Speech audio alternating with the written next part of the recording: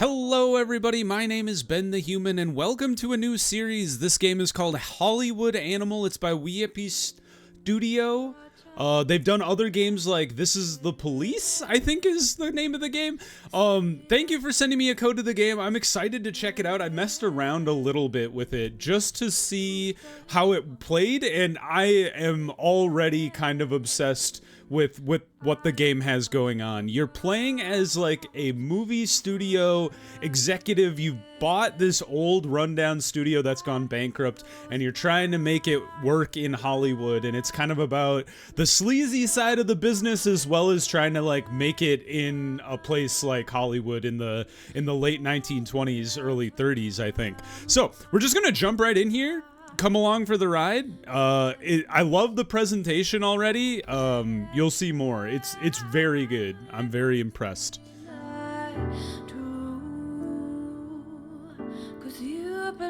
It's not out yet. I believe it comes out in end of February, so it's a little early. Taking a peek at it, but yeah, everything about it, I'm very impressed.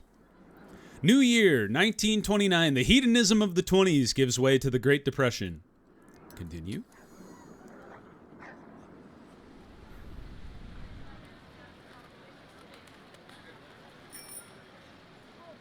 The advent of talkies heralds the golden age of Hollywood, and life gives way to cinema. So we're just kind of setting the scene here. I like the idea of being in this fancy hotel and there's just a bunch of snakes and rodents and spiders running around.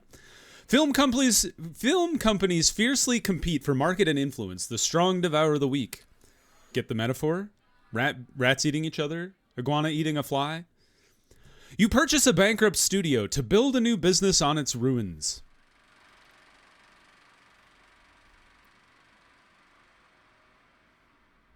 I don't know how bankruptcy law worked back then. Hollywood Animal? No. Bentertainment Studios. Hollywood Bentertainment Studios? No, it's too long. All right, it is just Bentertainment Studios. We got, what was it? It was a bison, elephant, baboon, hedgehog, lemur, owl, a raccoon, rhino, snake, lion, of course, a condor, a zebra, a llama? Is that a bear? Stag? A different raccoon? There's so many animals. Rabbit, wolf, woodchuck, back to the bison. I kind of liked the stag is kind of regal. I like that. All right, so I've got some friends that I'm naming these people after. What was his last name? Fred Lawson. This is Dace Lawson. I'm not changing the last names. Anne Rose. Just naming them after people in my life. What was this guy's name? Isaac Payne. All right, we've got Chief Legal Officer, Chief Communicating Officer, and Chief Financial Officer. I don't know if these people matter or not. Movies are not only made by actors and directors. Your film studios also employ people who quietly keep the machine running behind the scenes. Our first film. Along with the studio grounds, you also received the footage from an unfinished movie. Filming was completed, but it was never edited. Well, no wonder they went bankrupt. They never finished their projects.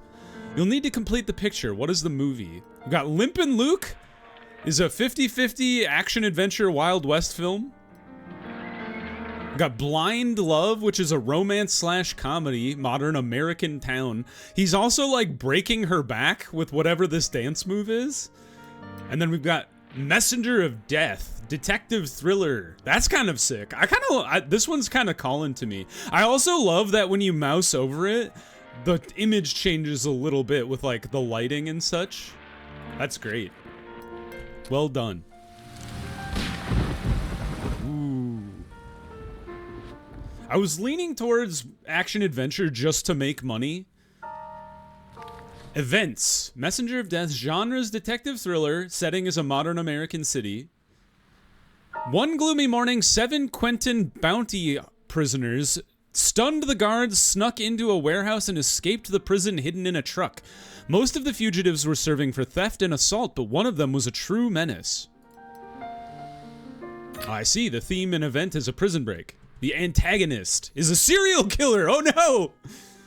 His name is Nick Crow, but the papers called him the Courier. He brought flowers to young women and then killed them. After 5 murders, the police captured the Courier on a lucky break, but they were never able to determine his motives. The maniac's first victim was his own fiancée, but the choice of the rest of the girls seemed random.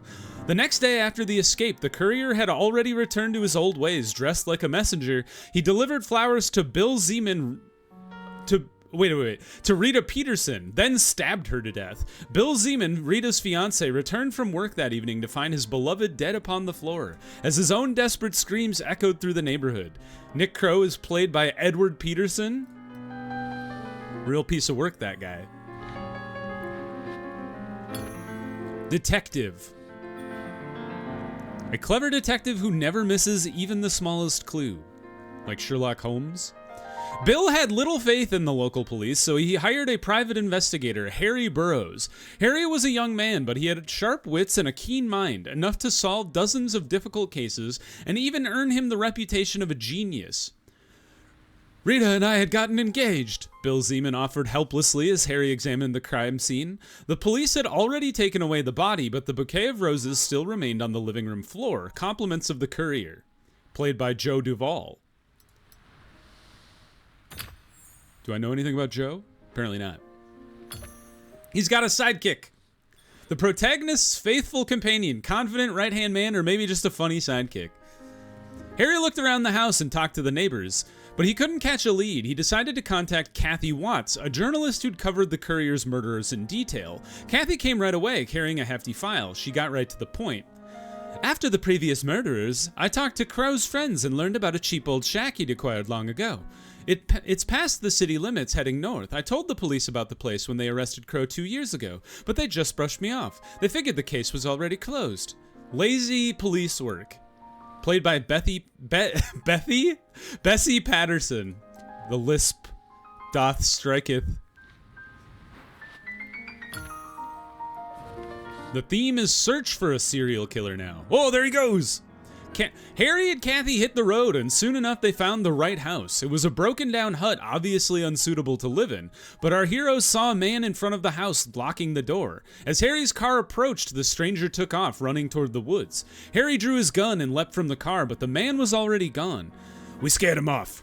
Let's have a look inside. With that, Harry kicked the door down. The shack was practically empty. A carved wooden box drew Harry and Kathy's attention.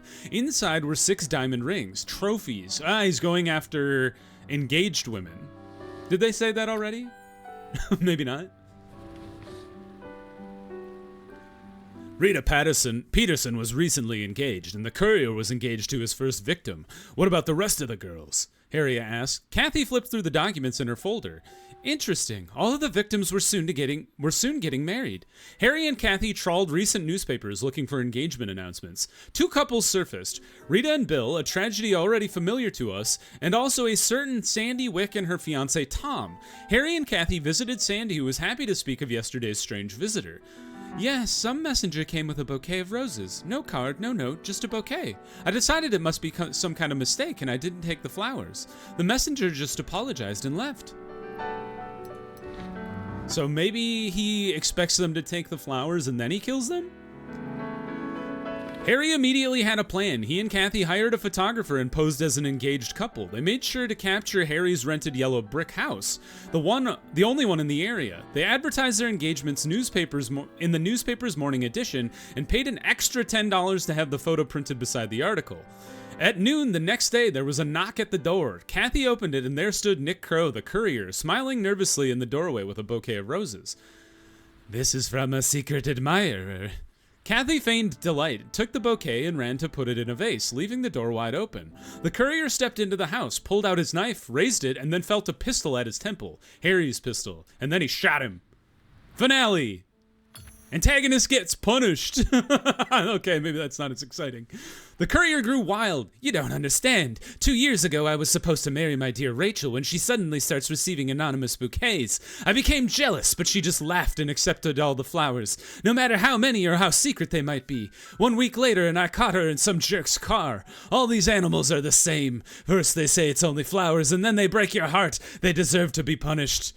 The courier won't be delivering any more flowers. This time, he was sentenced to the electric chair. Harry added another win to his list of cases, and Kathy wrote a book about the courier. She called it Messenger of Death. Interesting. Well, that's cool. I like how it flows through the story, and then it kind of gives you the themes. This shows the movie's commercial appeal, 7.9. The higher it is, the more easily a film will succeed in the general audience. I assume this is out of 10. This shows the movie's artistic appeal. The higher it is, the more recognition it can expect from the sophisticated audience. So maybe that's more for like awards and things. Maurice Fox. Oh, he's a journalist. Favorite genre is detective. A film's commercial and artistic appeal may change after each stage of development. The film Messenger of Death received these ratings after work on the script was completed. Screenwriter, oh, that was the screenwriter. Maurice Fox loves to write detective stories. Thanks to his experience and talent, the investigation turned out to be a suspenseful and intriguing. The story's elements come together to form a coherent whole. Hey, they go up! Very good. Joe Duvall's dead! He died at 27! He had a commanding presence. Oh no, he would have been amazing. After pre-production, the film's ratings rose even higher. Casting famous actors is the surest way to boost commercial and artistic appeal, but other factors also influence the ratings, including quality scenery and modern equipment. Oh, it went down! By a lot! After the production phase, the film's commercial appeal declined. The lead actor became seriously ill, he couldn't fight, and looked too thin. Oh, he was sick during the filming. However, the film's artistic appeal grew. Joe Duvall tried to make up for his lack of physique with the subtlety of his acting. Production problems were reflected in the lengthened schedule. Unfortunately, the actor passed away after finishing work on the film. I understand. So it's kind of an art house piece that has a bit of mass appeal, but not a ton. $431,000 in that day and age? It was like a lifetime of money. This is how much money the studio has spent on the picture. This isn't the final budget, as work on the film is not yet complete. This is how the creators of The Messenger of Death imagine their potential audience. When you start shooting your own pictures, you'll identify your own audiences. Messenger of Death is a subtle psychological thriller with dark atmosphere and engaging dialogue. The film's audience are adult women, men and women, people who enjoy a serious tone and an intricate plot. All right. And this must be our film lot and our place of business. No head of department. Time to send the footage to post-production to complete the film. We will click on the movie card.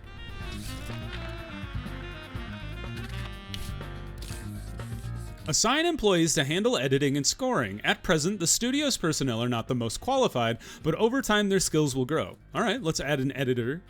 We have Emma Berry. She is middlingly loyal and somewhat happy.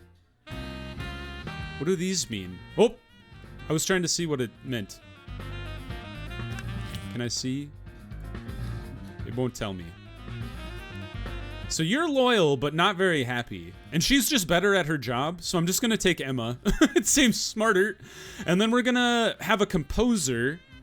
He's a racist! Despises people with the wrong skin tone, nose shape, or eye shape. Well, he's not happy or loyal, and he's slightly better than Lee Woods, but he is a racist. Honestly, I'm gonna pick the loyal, happy guy, and he'll probably just get better over time.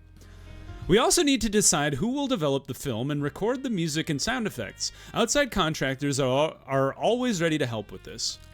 So we will add, we've got Novak Limited, low quality, 36 days, $9,000. And then we've got Web Scene Company, better quality, shorter duration, and it's like 60% more expensive. Let's go. You got to spend money to make money. We don't want to tank our first film by cheaping out on it, I don't think. C&B Orchestra, low quality, 22 days, $6,000. Or we could do Hollywood Concert Hall, better quality, a little longer, and then the price is $12,000. I kind of want to like match the days a little better. So that's 8 extra days. So we got 36 days, assuming they happen in tandem. And then we could do Sound Magicians or Venus Sound. About the same amount of days as our film development. Over twice as expensive. But I think I'll just pick all the... You know what? I have a new idea.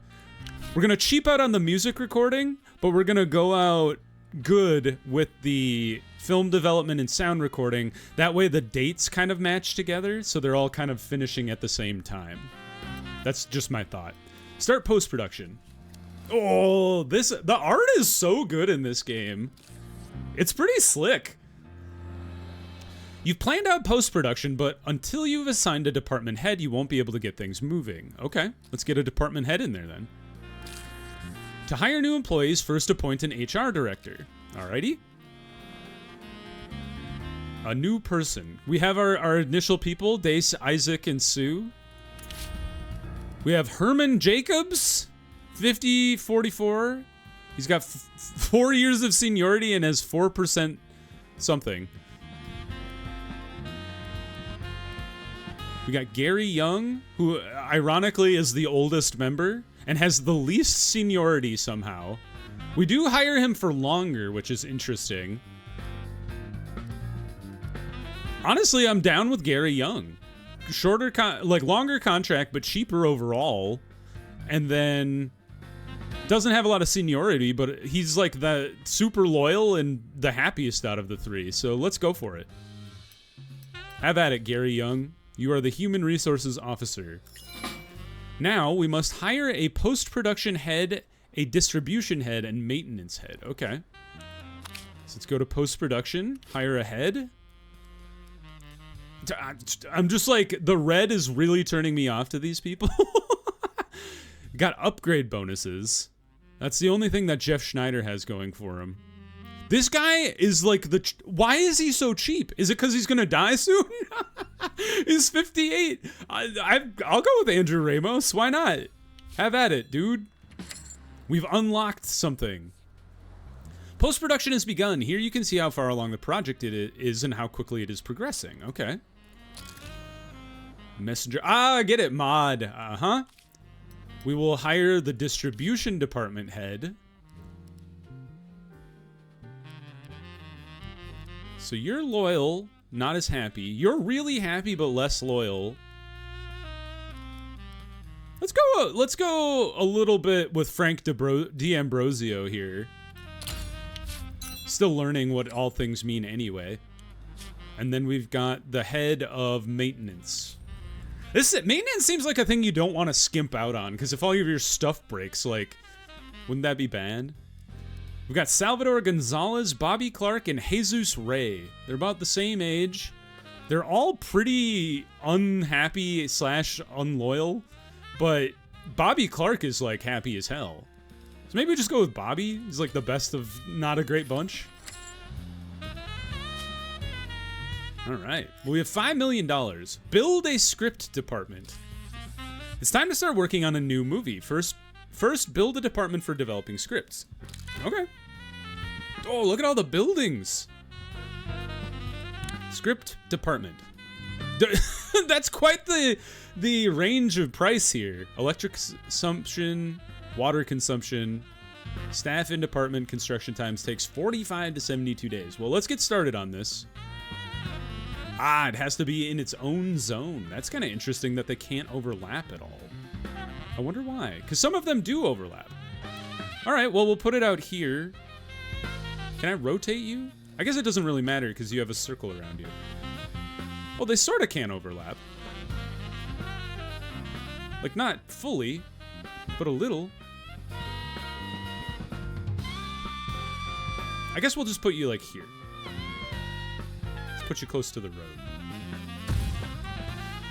Developers? We have to pick a developer. Oh, I see. Now I understand the condition, the cost. So it could take twice as long and 4 times as much What does the condition mean? I guess I'm not sure. Why don't we go with the middle one until I understand what condition even means?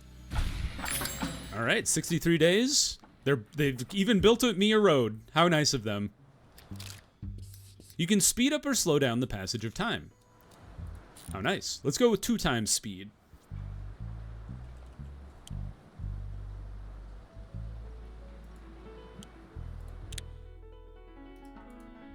I like all the buildings that... I assume these are like different sets maybe, or like art departments, or even like technologies maybe. You're like, got a new style of camera or something.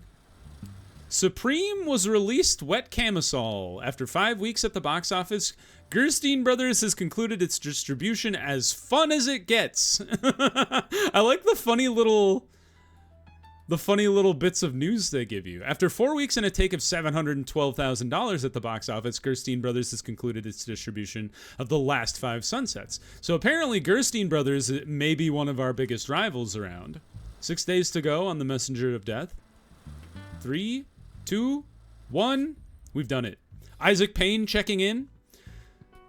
I got divorced a couple of years ago, and I figured I was out of chances until I met Gilda. We spent all of our time together. We can't get enough of each other. It's always been like that at the beginning, but we've been together a year now. We're like a drug to each other. I feel guilty even mentioning it, but when Gilda visits me at work, I absolutely cannot concentrate. She enraptures me. Yesterday, I nearly made a mistake on the paperwork that would have cost the studio a lot of money. Please do me a favor and help me fight this addiction. Let's introduce some kind of access control so Gilda can't just walk into my office. Yes, my heart will be broken, just like any drug, but I hate to hurt your business and ruin my career. Dude, guy be putting his loyalty over his happiness. We'll start controlling access. We've got to fight our addictions. Are you crazy? Enjoy it while you can. This is an interesting choice. I mean, he's pretty loyal. Like, he's middlingly loyal and already less happy. Why don't we try to balance the two out? Because this will put him at 49 happy, 44 loyal. Are you crazy? Enjoy it while you can. Don't screw up, though, because I'll hold you to that. All right, so we finished Messenger of Death post-production results. We spent $29,000, increasing a little bit. Damn. Was it because we took so long? The film's commercial and artistic ratings dropped a bit. Don't be upset, you did everything you could. The studio still has a it's low-level employees in technology. So the better your employees are, the better the rating goes up at the end. I understand. I thought maybe if we had rushed it, like, they wouldn't have dropped as much. Hey, everybody's getting some experience. Oh, Lee Wood's almost upgraded. So close. Ooh, we get to pick a poster. Ooh. I kind of like the one with the dead woman. It like really grabs your attention. I kind of like this one. That one was like the initial one that got my attention the most. This one's close, but I don't like this one as much. I think this one, Messenger of Death. Very good. Ooh, they're putting it up. Oh, wow, we get to just... Oh, these are opposing films. Very cool. The release calendar displays all the films being shown across America for the foreseeable future. Okay. Printing film copies. Oh, yeah, you have to print them. Not everything is digital like nowadays. The studio's previous owners already chose a release date for this film. You'll choose the release date for the next film. Okay. You don't just own a studio, but a whole network of 90... We own 91 cinemas? You can run your films in the cinemas for free, but that's not going to be enough to reach a wide audience. You'll have to rent other theaters if you want solid box office receipts. Okay. The studio's previous owners already arranged this and paid the film's rental costs. In the first week, the film is scheduled to be shown in 7,185 times. Some 3,185 of these screenings will take place in your cinemas, leaving 4,000 screenings across other cinemas. Next time, you'll have to plan for this and pay the rental costs yourself. Okay. I see how this is broken down. And this is across 4 weeks.